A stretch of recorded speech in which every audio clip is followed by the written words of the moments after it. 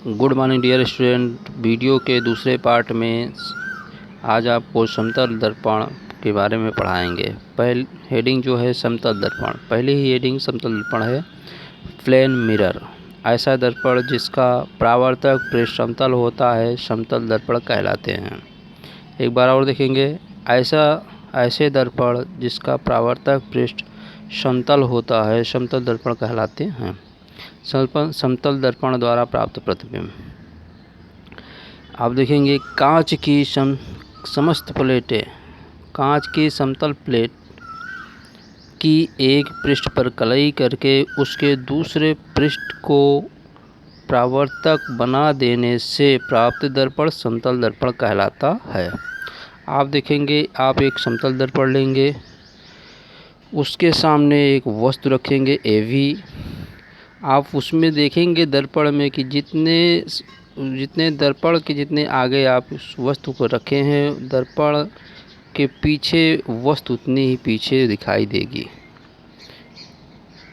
अब समतल दर्पण के गुण, पहला पॉइंट है, समतल दर्पण द्वारा बना प्रतिबिंब सदैव आभासी तथा सीधा होता है। सदैव आभासी तथा सीधा होता है। नेक्स्ट पॉइंट, प्रतिबिंब का आकार वस्तु के आकार के बराबर होता है। नेक्स्ट पॉइंट, यह ऊंचाई के मनुष्य को अपना पूर्ण प्रतिबिंब देखने के लिए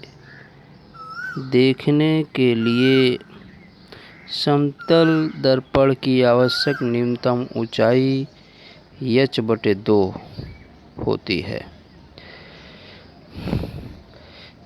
नेक्स्ट पॉइंट, प्रतिबिंब दर्पण के उतने पीछे बनता है जितनी वस्तु की दर्पण से दूरी होती है। नेक्स्ट पॉइंट,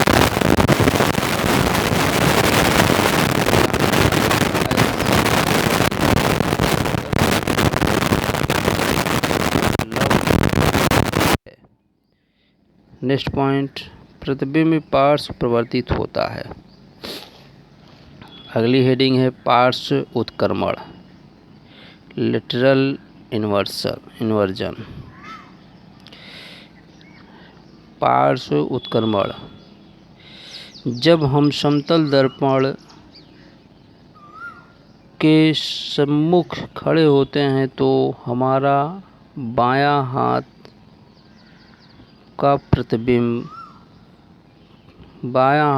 प्रतिबिंब का दायां हाथ दिखाई देता है।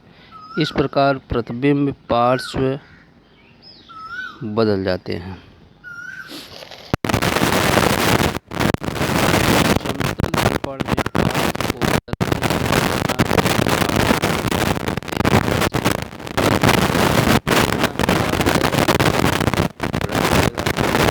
इधर आ जाएगा।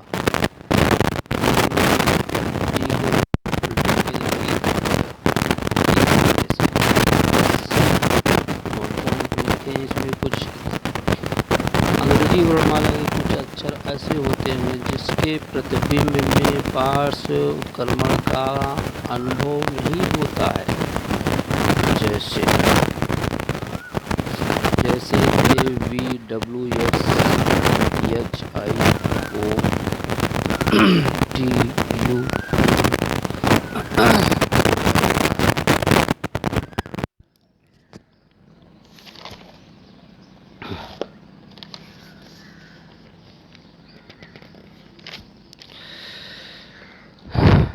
अब आता है गोली दर्पण।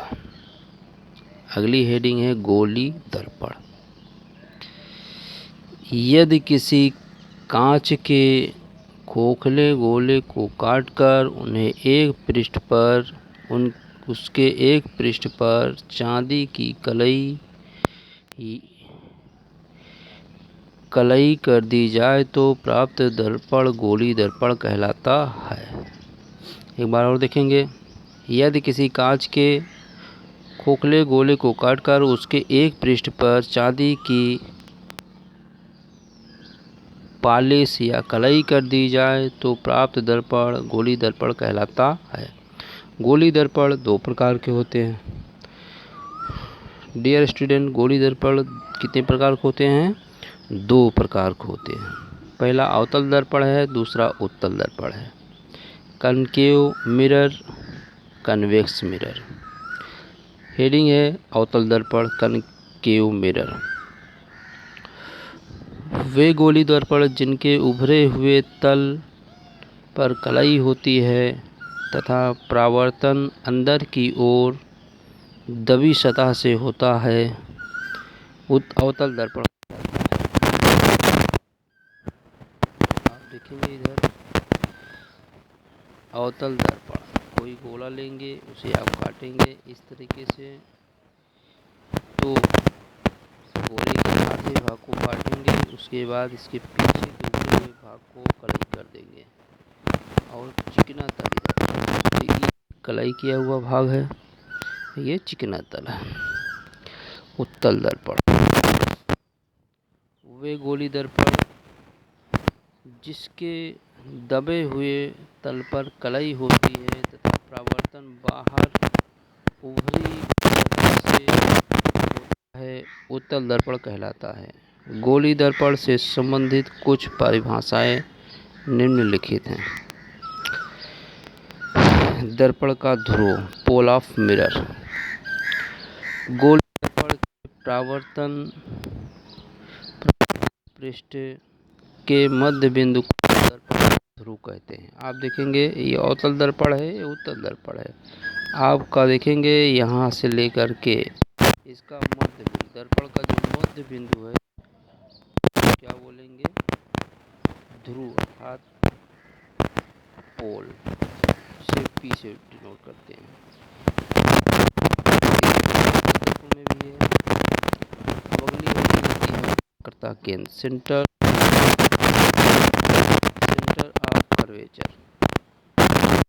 गोली दर्पण का परावर्तक पृष्ठ जिस खोखले गोले का भाग होता है, उस गोले का केंद्र गोली दर्पण का वक्रता केंद्र कहलाता है। इसे कैपिटल सी से व्यक्त करते हैं। आप देखेंगे एक खोखला गोला लेंगे, उसको काटेंगे, यहाँ काटेंगे, एक इसका के सेंटर बिंदु रखेंगे, सेंटर बिंदु है केंद्र रखेंगे, तो इसी को वक्रता केंद्र बोलेंगे।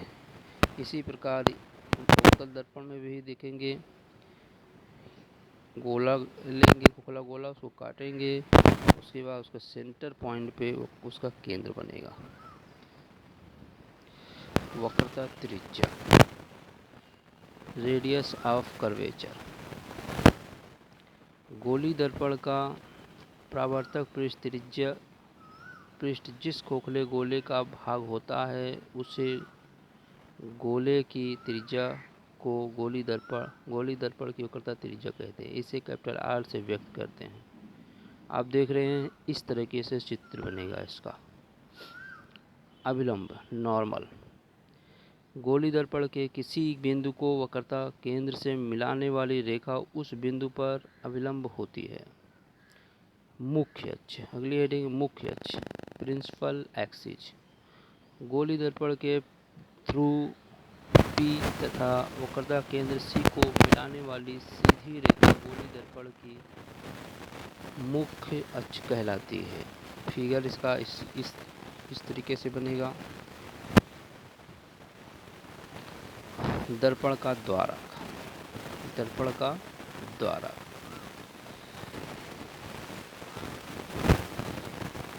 गोली दर्पण के परावर्तक पृष्ठ के व्यास को दर्पण का द्वारक कहते हैं। आप देखेंगे दर्पण का द्वारक M और M1 और M2, ये आपका मुख्य अक्ष है, ये आपका M1 और M2 आपका द्वारक है। अवतल दर्पण में इस तरीके से, उत्तल दर्पण में इस तरीके से।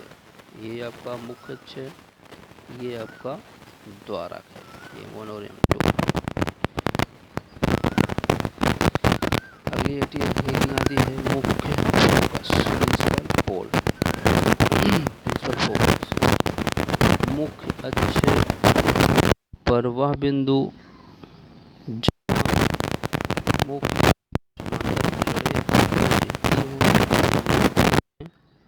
यह प्रवर्तित मुख्य अक्ष पर एक बिंदु से आती हुई महसूस होती हैं, वह बिंदु गोली दर्पण का मुख्य फोकस कहलाता है। इसे कैपिटल एफ से प्रदर्शित करते हैं।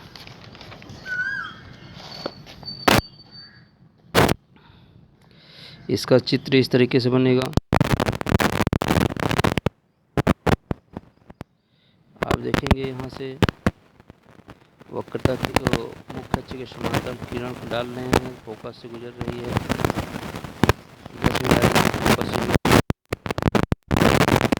और उत्तर में इस तरह के तरीके से डालेंगे, तो समांतर डालेंगे तो फोकस पे आभास होगी, फोकस पे जा रहा है। अवतल दर्पण।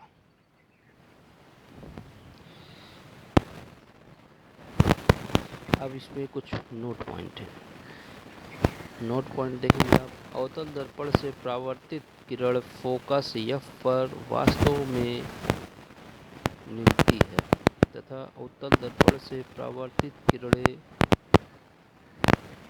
फोकस एफ से आती हुई प्रतीत होती हैं, अर्थात उत्तल दर्पण के लिए फोकस आभासी होता है। उत्तल दर्पण के लिए फोकस आभासी होता है। अगली है देखेंगे नेक्स्ट पॉइंट, फोकस दूरी, फोकल लेंथ। गोली दर्पण के ध्रुव तथा मुख्य गोली दर्पण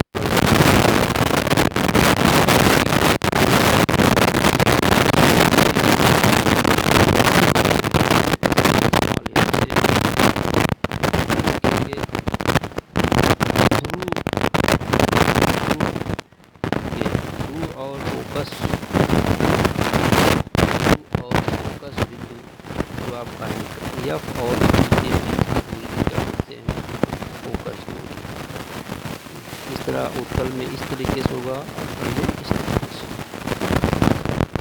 नोट पॉइंट में है छोटे द्वारक के गोली दर्पणों के लिए वक्रता फोकस दूरी से दोगुनी होती है। हम इस संबंध को कैपिटल आर बराबर 2f द्वारा व्यक्त करते हैं। 2f द्वारा क्या करते हैं, व्यक्त करते हैं। अगला हेडिंग आता है फोकस तल। वह तल जो मुख्य फोकस से गुजरता है, वह तल जो मुख्य फोकस से गुजरता है तथा मुख्य अक्ष के लंबवत होता है, तथा मुख्य अक्ष के लंबवत होता है, दर्पण का फोकस तल कहलाता है। इसका चित्र इस तरीके से बनेगा, देख रहे हैं ना। ये गोली दर्पण का कटा हुआ भाग है। आप देखेंगे फोकस तल, यहाँ से एक लंब डालेंगे, ठीक। फोकस तल P1 P1 P1 P dash P2 P double dash P dash P double dash, इस तरीके से। अब आता है अवतल दर्पण के किरण आरेख बनाने की कुछ नियम। इसको आपको अगले नेक्स्ट वीडियो में बताएंगे।